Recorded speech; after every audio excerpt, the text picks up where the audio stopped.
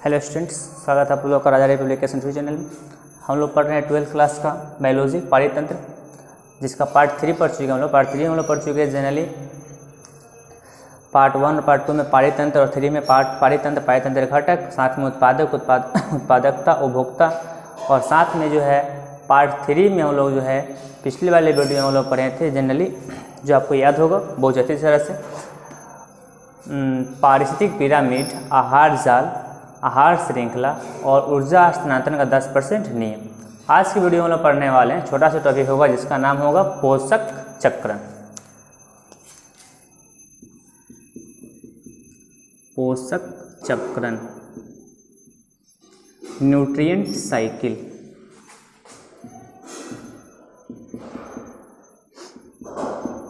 Cycling, nutrient cycling. तो पोषक चक्रण में क्या क्या पढ़ेंगे उसको एक साथ समझने का प्रयास कीजिए। पोषक चक्रण मतलब कहने का अर्थ हो पोषक पदार्थ का जो है बार बार उपयोग करना। पोषक चक्र का बार बार आ जाना, या जो खत्म हो गया है या उपयोग हो गया पुनः उसको प्रकृति में आ जाना, वही पोषक चक्रण में होगा। तो कैसे आएगा? जनरली ये पोषक चक्रण आएगा आपको जो है जितना ही पारितंत्र पढ़ें उसके घटकों का बहुत सारा इसका जो है इसमें आवश्यकता पड़ेगी, क्योंकि वही घटक जो है एक तरह का माध्यम का कार्य करता है कि एक बार अगर वायुमंडल जाता है तो पुनः वायुमंडल में पदार्थ आ जाता है, पोषक पदार्थ। तो उसी को कहते हैं पोषक चक्रण। पोषक चक्रण मतलब जो है आप इसका परिभाषा लिखने का अगर प्रयास करें आप तो किसी पारिस्थितिक तंत्र में उपस्थित विभिन्न घटकों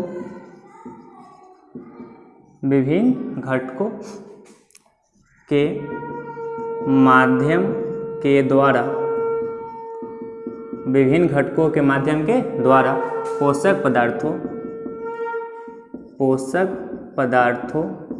का चक्रण करना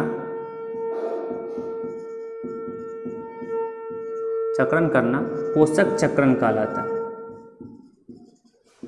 पोषक चक्रण कहलाता है। किसी पारिस्थितिक तंत्र में उपस्थित विभिन्न घटकों मतलब अलग अलग तरह का घटक है, जैव घटक भी और क्या चाहिए अजैव घटक। तो विभिन्न घटकों के द्वारा जो है पोषक पदार्थ का पुनः चक्रण मतलब बार बार जो है उसको लाना, वही कहलाता है पोषक चक्रण। पोषक चक्रण जो होता है यह दो तरह का होता है। एक होता है गैसीय, क्या होता है गैसीय, और एक होता है अवसादी।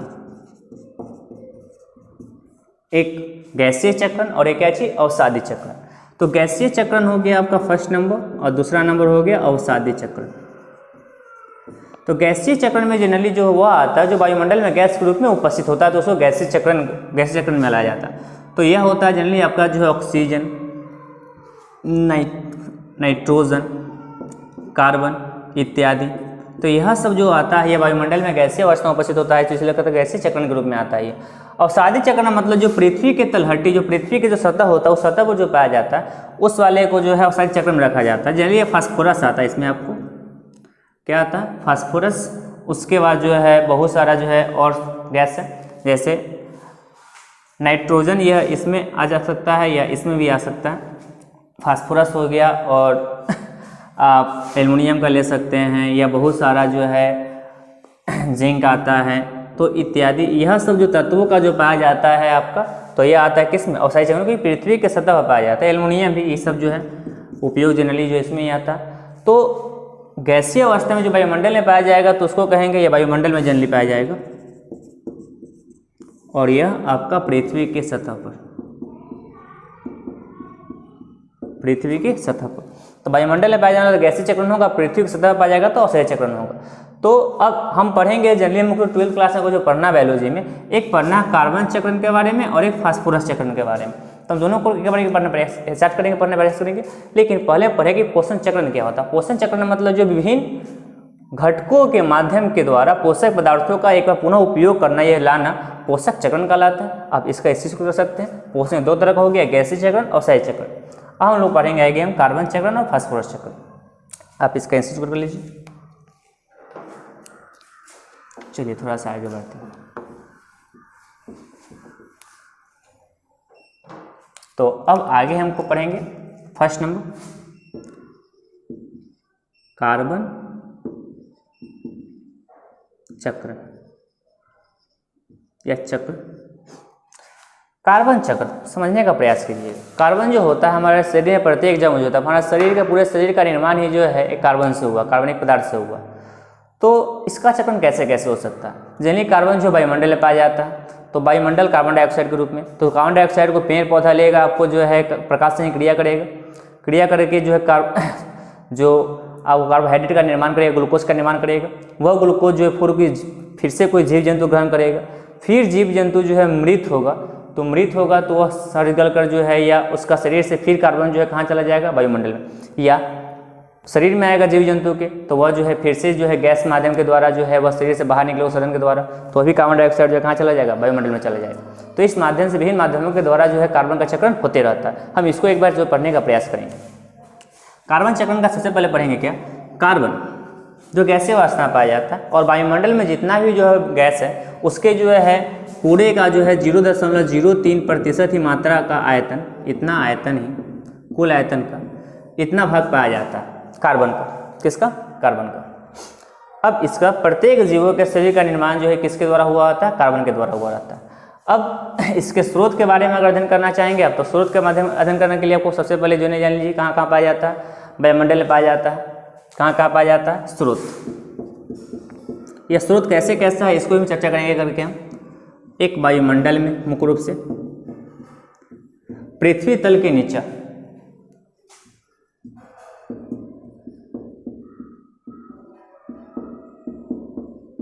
पृथ्वी सतह के नीचे, पृथ्वी सतह के नीचे जो पेट्रोलियम पदार्थों के रूप में पाया जाता है, लिख सकते हैं पेट्रोलियम पदार्थ, पेट्रोलियम पदार्थ के रूप में पाया जाता है, जीवाश्म के रूप में पाया जाता है,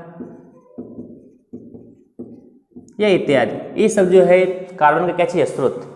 तो 0.03% पूरा कुल आयतन का वायुमंडल का पाया जाता है। साथ में जो है स्रोत होगा वायुमंडल जो पाया जाता है कार्बन डाइऑक्साइड के रूप में, पृथ्वी तल के नीचे जो है पेट्रोलियम पदार्थ के रूप में पाया जाता है और जीवाश्म के रूप में पाया जाता है और बहुत सारी जो इसके माध्यम स्रोत है। लेकिन हम इससे आगे पढ़ेंगे कैसे कैसे ये पुनः वायुमंडल में चला जाता है, वायुमंडल से ये सब क्रिया स्टार्ट होता है। तो अब देखते हैं इसके बारे में, थोड़ा सा देखने का प्रयास करेंगे अब। यह वायुमंडल, वायुमंडल से कार्बन डाइऑक्साइड आया पेड़ पौधा में। कहाँ आया? पेड़ पौधा में। पेड़ पौधा ऐसा करेगा प्रकाश संश्लेषण क्रिया। कौन सी क्रिया? प्रकाश संश्लेषण।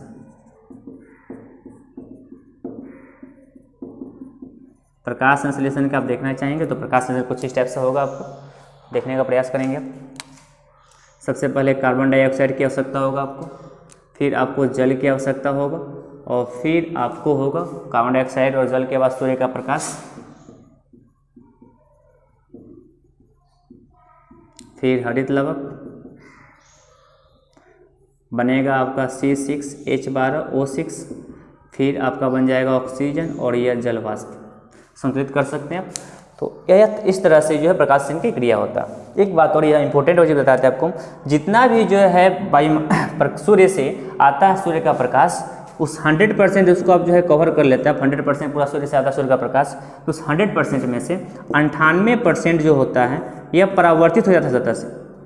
सतह से कहाँ चला जाता है? ऊपर चला जाता है। मात्र 2%, 2 से 10% ही कहा जाता है जनरली, मतलब आप इसको जो है थोड़ा मार्जिन करते हैं तो आप एक्यूरेट लेते हैं तो 2% के लगभग, तो 2% ही जो है पृथ्वी के सतह पर जो है आ पाता है, रहता है, अवशोषित होता है।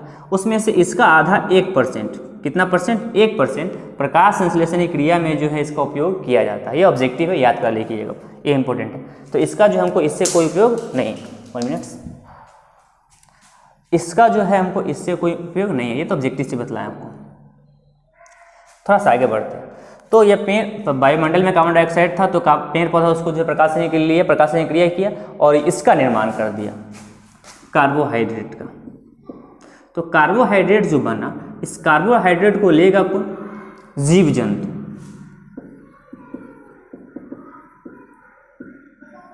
जीव जंतु ग्रहण करेगा। जीव जंतु जब मृत होगा, जीव जंतु क्या होगा? मृत। तो जीव जंतु अगर मृत हो जाएगा तो उसका अपघटन होगा, अपघटक के द्वारा, अपघटक होगा, अपघटक के द्वारा।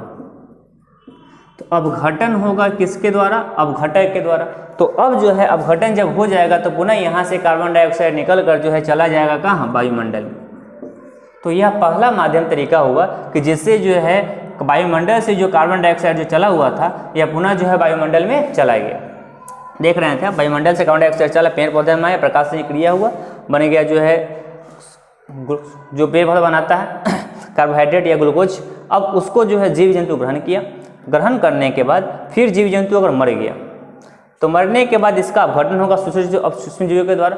तब घटों का कार्बनिक पदार्थ निकलेगा, कार्बन डाइऑक्साइड निकलेगा, वो पुनः कहाँ चला जाएगा? ये वायुमंडल में चला जाएगा। और इस प्रक्रिया के द्वारा जो है पुनः जो है कार्बन जो वायुमंडल में चला गया, मतलब कार्बन का चक्रण हुआ। तो यह प्रक्रिया कहलाता है कार्बन चक्र। अब कुछ और तरीका है जो कार्बन चक्रण में हो सकता है उपयोग। जैसे अगर आप समझने का प्रयास करें मौखिक रूप से तो आप देख पा रहे हैं कि वायुमंडल से कार्बन डाइऑक्साइड चला, कार्बन डाइऑक्साइड चला तो पेड़ पौधा सड़ गल गया। पेड़ पौधा क्या गया होगा? पेड़ पौधा पहुंचा तो पेड़ पौधा में हो सकता है कि सड़ गल जाए। तो पेड़ पौधा सड़ गया तो सूक्ष्म जीवों के द्वारा अपघटन होगा। सूक्ष्म जीवों के द्वारा क्या होगा? अपघटन। तो सूक्ष्म जीवों के द्वारा अपघटन होगा। तो अगर यह जो है सड़ने गलने की प्रक्रिया अगर स्लो होता, पेड़ पौधे जीव जंतु के पेड़ पौधे का सड़ने करने की प्रक्रिया क्या होता? स्लो होता। तो सड़ने करने की प्रक्रिया स्लो होने के कारण वह एक साथ ही बहुत सारा कार्बन एक साथ जमा हो जाएगा। तो एक साथ जमा हो जाने से जो है वह पृथ्वी सतह के धीरे धीरे नीचे चलते जाएगा और पेट्रोलियम पदार्थ के रूप में जो है परिवर्तित हो जाएगा। अब पेट्रोलियम पदार्थ के रूप में परिवर्तित होने के बाद पुनः वह बाहर आएगा तो उसको जलाएंगे तो फिर से कार्बन डाइऑक्साइड जो है कहाँ चला जाएगा? वायुमंडल में चला जाएगा।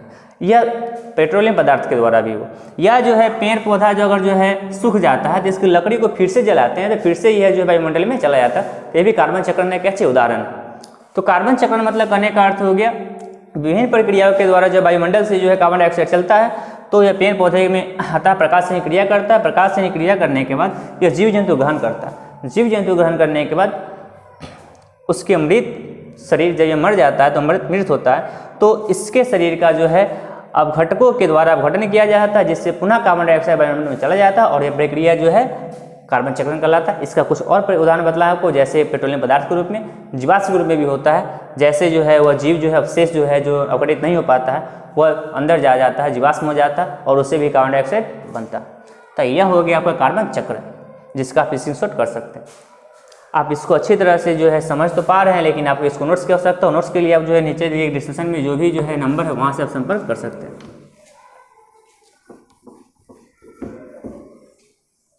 चलिए नेक्स्ट लास्ट 2 नंबर में पढ़ने वाले फास्फोरस चक्र।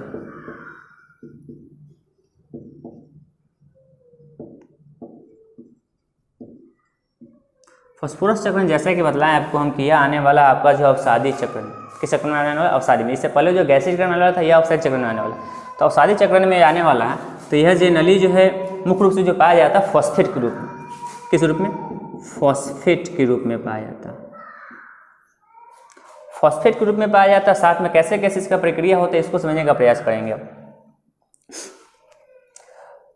तो यह जो है जनरली पाया जाता है फॉस्फेट के रूप में चट्टान में। कहाँ पाया जाता है? चट्टान में पाया जाता है। तो अब होता है क्या है कि धीरे धीरे जो है चट्टान जो है खंडित होता टूटता है।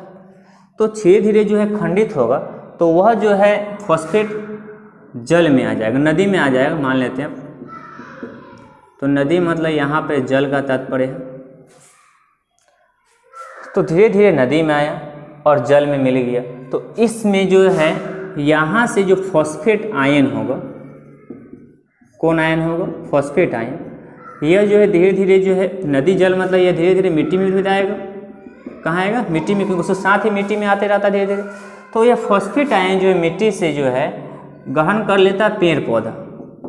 कौन ग्रहण कर लेता है? पेड़ पौधा। और पेड़ पौधा को जो है फिर से ग्रहण करता है कौन? आपका जीव जंतु।